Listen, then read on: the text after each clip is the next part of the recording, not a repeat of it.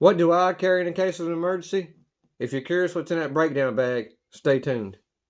What's up, everybody? Welcome back to the channel. If you're new here, consider hitting that subscribe button. If you're already subscribed, we appreciate it. Now, without wasting any time, we're going to jump right into this video. Today's topic is, what do I carry in my breakdown bag? As you can see here, I got a smaller Craftsman bag. I've had this thing for years, probably since I was like 15 years old, and it's packed to the gills. And it's starting to kind of show its wear, getting holes on the side and in the bottom. So I went to Harbor Freight and decided to pick me up a new bag. They had these Bauer 16-inch tool bags on sale for like 12 bucks. So I went ahead and grabbed that. So let me dump the contents of this bag out on the table. We'll go through it and organize our new bag. The reason for this project is I have a lady that requested me to come check out. She has an old 95 Jeep Wrangler. And it hasn't ran in years. It's been parked beside her house for a few years. So we're going to kind of do a will it run scenario. And like I said, my bag has seen better days, so I wanted to upgrade to a bigger bag anyways. So we'll go through and fill this bag up and show you what we got. So right up front, I typically keep a razor blade knife. I prefer these ones with the quick change blade in them. That way you can just throw your first blade in there. Don't have to worry about sharpening your knife while you're out on the site. So a good razor blade knife. I always keep a writing utensil like a Sharpie. Sharpie's always good. I have several laying around here. I have a king size. You know, it's always good to have a marker to mark stuff with. I also keep a few straps in the front pocket, just basic straps. You never know when you might have to strap something down. And up front I also keep a couple small screwdrivers.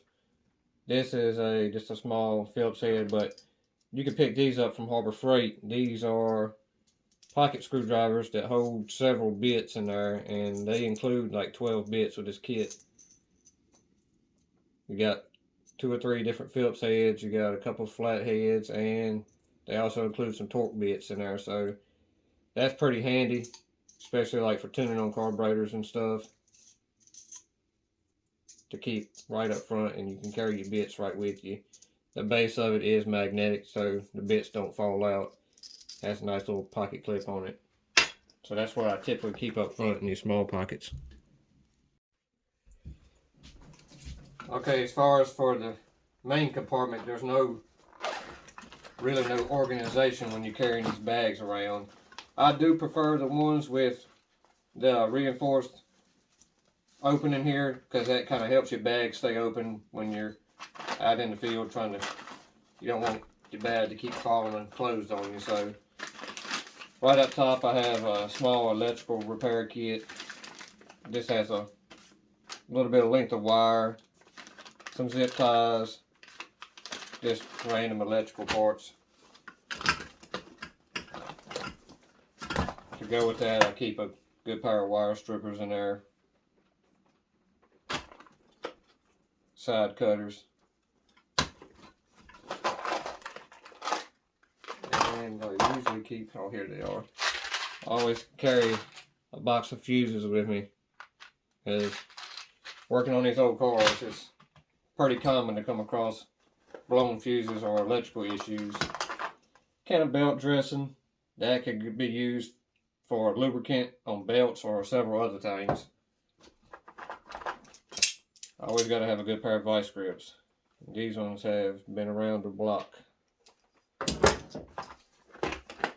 And as far as socket organization, I buy these screws from Lowe's. They come in these big boxes, and these boxes are pretty robust. So I find it's easier for me to keep my sockets in there, especially deep wells. I do have socket racks, but as you can see, this bag is not big enough to fit this rack. I don't even think that new bag will. But if your bag's big enough to fit these socket racks, and that's the way you like to work, by all means, use them. I just think these boxes are more ideal for my situation, especially when you're carrying deep well sockets in there, and you know exactly where they're at. You just reach, it's like a little mini tackle box, reach in there and grab that out. have one for 3/8 drive, and then I have a box of them for 1/4 inch drive. And then go along with that, of course, you gotta have the appropriate ratchets. And then also a couple extensions, preferably a long one and a short one. Plug sockets, because you're always going to have to be pulling plugs and checking plugs. A little bit of a longer screwdriver, Phillips, flathead. Just basic hand tools, y'all. Pliers, channel locks. Short length of fuel hose is always handy to have. Basic wrenches. Now, I did have a tool roll that I kept these wrenches in, but I don't know what happened to it. Just basic. Like I said, if you're working on foreign cars, you might have to put some metrics in here, or newer model stuff might need metrics, but most of the stuff I work on, standard size sockets and wrenches. So I also keep just a write in the rain notepad. Even if it's raining outside or this paper gets wet, you can still write on it. So it's handy to have. They also come with a pen for those notebooks. And yeah, that's about it, y'all. A couple little random used fuel hose clamps. A couple of loose random sockets laying here that need to go back in the box. Stripped out screwdriver, a tape measure. And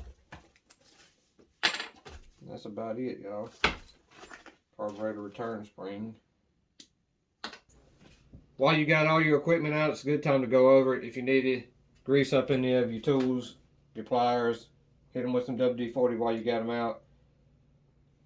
And I don't know how y'all do it, but when I put these breakdown kits together, I'm not putting my best tools in here, because you're typically going to be working on the side of the road. If you leave something laying on the fender or on the side of the road, you don't want to be mad that you lost your best set of tools. So a lot of these items are mixed match, Chinese, Taiwan brand wrenches. It's not top of the line stuff, so I wouldn't put a whole lot of money in this, because you might lose some of it. But with that being said, we can go ahead and start kind of organizing our stuff and putting it back together. I'm going to give y'all a look at this bag before we throw it together. It's 16 inch wide. It's got the reinforced opening here, so it kind of stays open for you. And it has 6 pockets, 6 kind of deep pockets inside of it here, 3 on each side.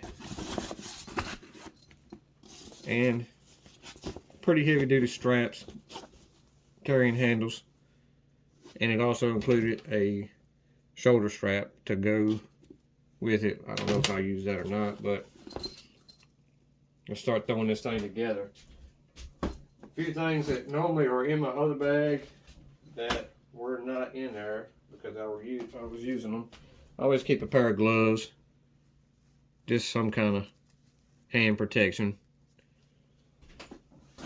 and sometimes there is a hammer, because we've all been there. Starter goes out on the side of the road, got to whack it with a hammer. Well, 9 times out of 10 you don't have a hammer.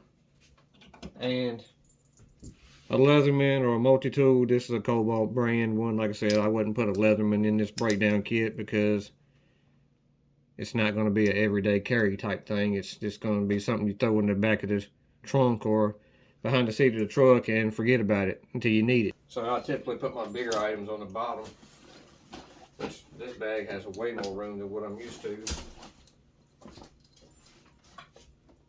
And like I said, I need to get me another tool roll for these, but for the time being they'll be fine laying in the bottom. These pockets will be kind of handy to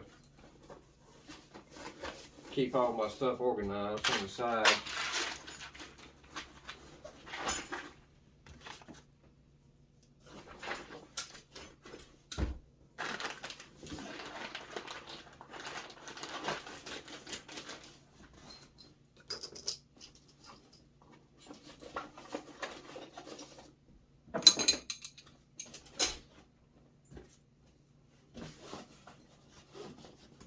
Normally what happens on a deal like this, if you get more room, you try to put more junk in here, but this pretty much covers everything I needed to do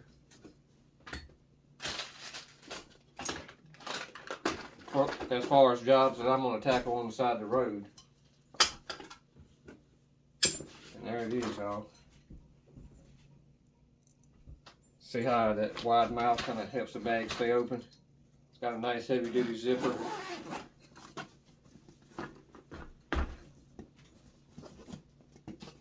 Pretty good deal, I think, for 12 bucks. Gives me more room to work out of. Everything's not so packed. Can't see what you got when that in that other bag is so packed. Let me bring y'all over here instead of trying to tip this thing over. Like I said, it's not going to be very organized. It's just a kind of grab and go bag.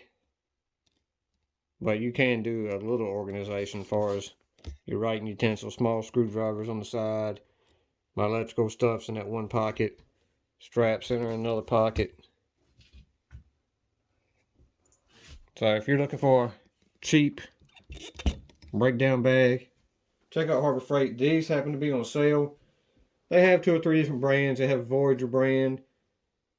They have this Bauer, and then they have a like an extreme Bauer. But for 12 bucks, I couldn't go wrong for that. Yeah, but let me know what y'all carry in your breakdown kit. Maybe something I'm missing in there that I could throw in mine.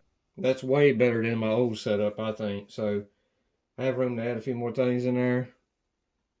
But definitely don't have to worry about my tools falling out the side of it anymore. This one served me well for many years, but it's time to go. But if y'all enjoyed this video, be sure to give it a like, comment down below. If y'all want to see what I carry in my main toolbox, I don't want y'all to get the idea that I'm unorganized or anything. That breakdown bag is just meant for emergency purposes only. I can give you a rundown what I keep in my main box, if y'all are interested in something like that. I typically keep my stuff pretty organized. And I have this separate box, strictly designated for carburetor parts only. That's the only thing that goes in this box. And my electrical box, which is pretty tore up right now, so I need to go through and clean that one out. That's all electrical equipment, so if y'all interested in something like that, drop a like, comment below. We'll see y'all in the next video.